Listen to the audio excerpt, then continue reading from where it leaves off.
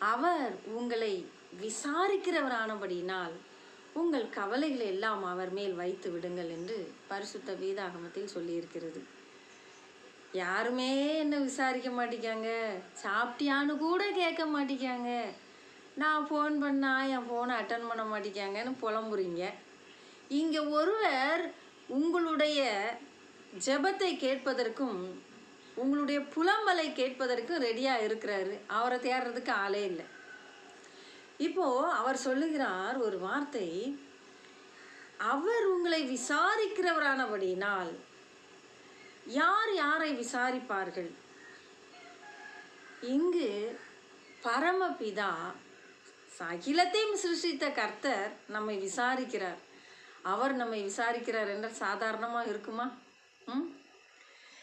ஒரு கலெக்டர் ஒரு கிராமத்தில் உள்ள ஒரு சிறுவனை விசாரிக்கிறார் என்று வைத்துக்கொள்வோம். அவர் சும்மா விசாரிப்பாரா? நம்முடைய கவலைகளை அவர் மீது நாம் வைத்து விட வேண்டும் என்பதற்காக அவர் நம்மை விசாரிக்கிறார். வேற எதுக்குமே கிடையாது. உங்களை விசாரித்த உடனே நீங்கள் அவருக்காக எதையோ செய்ய போறீங்கிறதுக்காக அல்ல.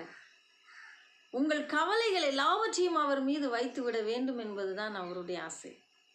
கவலைப்பட்டு கவலைப்பட்டு கவலைப்பட்டு நம்முடைய சரீரத்தையும் நம்முடைய ஆத்மாவையும் நாம் கெடுத்து போடக்கூடாது என்பதுதான் அதனுடைய நோக்கம்.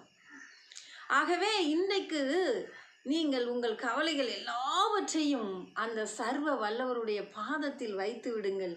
அவர் உங்களை ஆதரிக்க வல்லவராக இருக்கிறார். ஹல்லேலூயா. இன்னைக்கு இந்த நொடி தேவனாகிய கர்த்தர் உங்களை ஆதரிக்க வல்லவராக இருக்கிறார். அவர் நம்மை ஆதரிக்கும் பொழுது இந்த உலகத்தில் யாருமே நம்மளை ஆதரிச்சாலும் சரி ஆதரிக்காட்டாலும் சரி அதை பற்றி நமக்கு கவலையே கிடையாது. ஏன் தெரியுமா?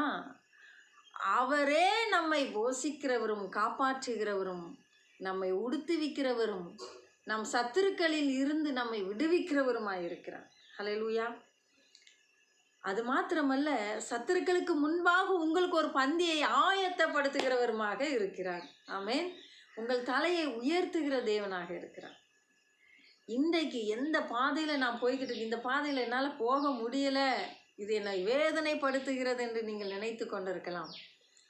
இந்த பாதை என்னை கடினமானதாக்குகிறது என்று நினைத்து கொண்டிருக்கலாம்.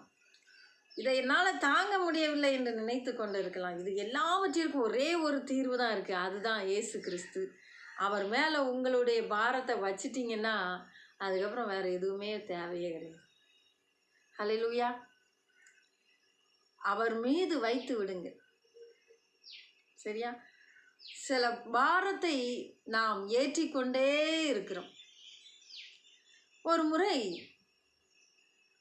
ஒரு வாகனம் ஒரு மூதாட்டியை கிராஸ் பண்ணி போனது. அந்த பெண்மணி தலையிலே ஒரு பெரிய பெட்டியில் நிறைய வெயிட்டான பொருளை தூக்கி சுமந்து நடக்க முடியாமல் நடந்து கொண்டு போனதை அந்த டிரைவர் கவனித்தார். அவர் பின்னாடியே வந்து, என்னம்மா, எங்கள் வண்டியில் நீங்கள் ஏறிக்கொள்கிறீர்களா என்று கேட்டார். ஐயா, என்னிடத்தில் பணம் இல்லை என்று அவர்கள் சொன்னார்கள். நான் உங்களிடத்தில் பணம் கேட்டேனா என்று அவர் சொன்னார். உடனே அவர்களுக்கு ரொம்ப சந்தோஷமாயிட்டு சரி சரின்னு சொல்லி ஏறிக்கொண்டாங்க. ஏறிட்டியாம்மா? ஏறிட்டேன்யா, போகலாம்யா. சரி, உட்காந்துக்கங்கம்மா. சரிங்க ஐயா, உட்காந்துக்கிறேன் ஐயா. அதில் ஒரு சீட்டு இருந்தது, அதில் உட்காந்துட்டாங்க. வண்டி கிளம்பியது பாதி தூரம் போயிட்டது. அவர் திடீரென்று எட்டி பார்க்கும் பொழுது அந்த தாயார் அந்த கணத்தை அவர்கள் தலையிலே சுமந்து கொண்டே உட்கார்ந்துருக்கிறார்கள். ஏம்மா, உங்களை வண்டியில் ஏற்றுனதுக்கே இந்த பாரத்தை இறக்கி வைக்க தானம்மா, மறுபடியும் இதை தூக்கி உங்கள் தலையில் சுமந்துட்டே வரீங்களா என்ன? ஏன்யா, என்னைய தான் ஏற்றுனீங்க, என் பெட்டியையுமா ஏற்றுவீங்க? அதுக்கு என்னம்மா, உங்களால் இதை தூக்கி சுமக்க முடியலன்னு சொல்லித்தானே நான் உங்களை ஏற்றிட்டு வரேன். முதல்ல அதை இறக்குங்கம்மா கீழே. என்னம்மா நீங்கள் இவ்வளோ பெரிய பஸ்ஸில் இதுக்கு இடம் இல்லையா? சரின்னு சொல்லி அதை கீழே இறக்கி வச்சாங்க. அன்பானவர்களே, இயேசு கிறிஸ்துவை நாம் ஏற்றுக்கொண்டோம் நம்முடைய சொந்த இரட்சகராக. அவரே நம்மை நித்திய ஜீவனுக்கு அழைத்து செல்கிற ஒரே பாதை என்பதையும் ஆனால் நாம் ஏறி இருக்கிற அந்த வாகனத்தில் நமக்கு இடம் இருக்கிறதே தவிர நாம் வைத்திருக்கிற இந்த பாரத்தை இறக்கி வைக்க இடமில்லை என்று நாம் தவறாக நினைத்து விடுகிறோம். ஆகவே நாம் என்ன நினைக்கிறோன்னா, இது இது என் தலையில் இருக்குது, இதை நான் கீழே இறக்கி வைக்க வேண்டிய அவசியம் இல்லை, எனக்கு தான் இடம் கிடச்சிருக்கு, இந்த இதுக்கு இல்லைங்கிற மாதிரி நிறைய வேளைகளில் நம்மையும் அறியாமல் நம்முடைய பாரத்தை நாமே சுமந்து கொண்டு வருகிறோம். வருத்தப்பட்டு பாரம் சுமக்கிறவர்களே, நீங்கள் எல்லாரும் என்னிடத்தில் வாருங்கள், நான் உங்களுக்கு இளைப்பாறுதல் தருவேன் என்று சொன்னார். இந்த தாயார் இவ்வளவு நேரம் வெயிலில் இந்த பெட்டியை சுமக்க முடியாமல் நடந்து கொண்டு வந்ததை அந்த டிரைவர் பார்த்து விட்டு தான் அவர் திரும்பி வந்து அந்த அம்மாவை ஏற்றிட்டு போகிறாரு. ஆனால் நடந்தது என்ன? இப்படி தான் நாமும் கூட இந்த பயணத்தில் இருந்து கொண்டு இருக்கிறோம். இயேசுதான் எனக்கு எல்லாம் என்கிறோம், அவரே என்னை நேசிக்கிறார் என்கிறோம், அவருக்காக தான் வாழ்கிறேன்னு சொல்கிறேன், எல்லாம் கரெக்டு தான்.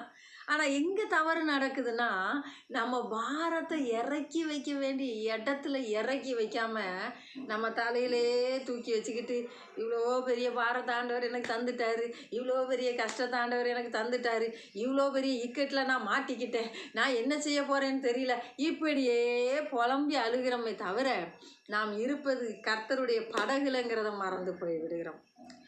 அருமையானவர்களே, அழகான ஒரு பயணம் அது.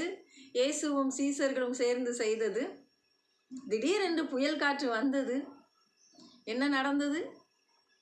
சீசர்கள் பயந்து போய் அடித்தட்டில் தூங்கி கொண்டிருக்கிற அருள்நாதர் இயேசு கிறிஸ்துவை எழுப்புகிறார்கள். என்னன்னு? நாங்கள் மாண்டு போகிறது உமக்கு சித்தமா? ஏயா, படகுல தண்ணி வந்துச்சுன்னா அடித்தட்டில் இருக்கிற தட்டுக்குத்தானா முதல்ல தண்ணி வரும்.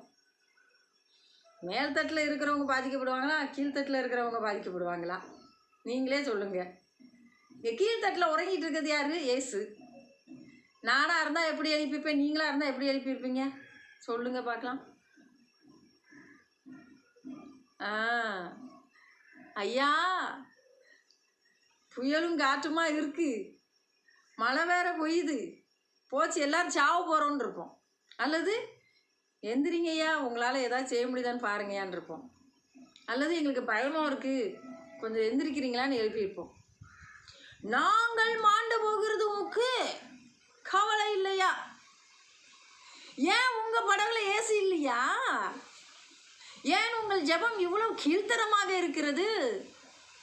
அநேக நேரங்களில் நம்முடைய ஜெபம் கீழ்த்தரமாக தான் இருக்குது. நாங்கள் மாண்டு போகிறோம், எங்களுக்கு இந்த கவலை, எங்களுக்கு இந்த பிரச்சனை, இதுலேருந்து எங்களை யார் தூக்க போகிறா? நான் எத்தனை நாளாக ஆண்டவர்கிட்ட கேட்டுகிட்டே இருக்கேன், நான் உபவாசிக்கிறேன், நான் அழுகுறேன், நான் கத்துறேன், கதறேன், ஆண்டவர்கிட்ட கேட்குறேன், எதுவுமே நடக்க மாட்டேங்குதே, நான் என்ன செய்யட்டும்? எல்லாருக்கும் ஏசப்பா நல்லது செய்கிறாங்க, எனக்கு மட்டும் ஏன் இப்படி? அது வேற புலம்பல். நான் விசுவாசிக்கிறவர் இன்னார் என்று அறிவேன், நான் விசுவாசிக்கிறவர் இன்னார் என்று அறிவேன். எனக்கு குறித்ததை அவர் வேற ஒருத்தர் தூக்கி கொடுக்குற தேவன் அல்ல. ஆமேன். நான் இருக்கிறது அவர் இருக்கும் படகில், அவர் மூழ்கின பிறகே நான் மூழ்கப்படுவேன். ஆமேன். அல்லேலூயா. இன்றைக்கு நாம் அதை உணர வேண்டும், கர்த்தருடைய சமூகத்தில் நாம் கேட்க வேண்டும், நாம் இணைந்து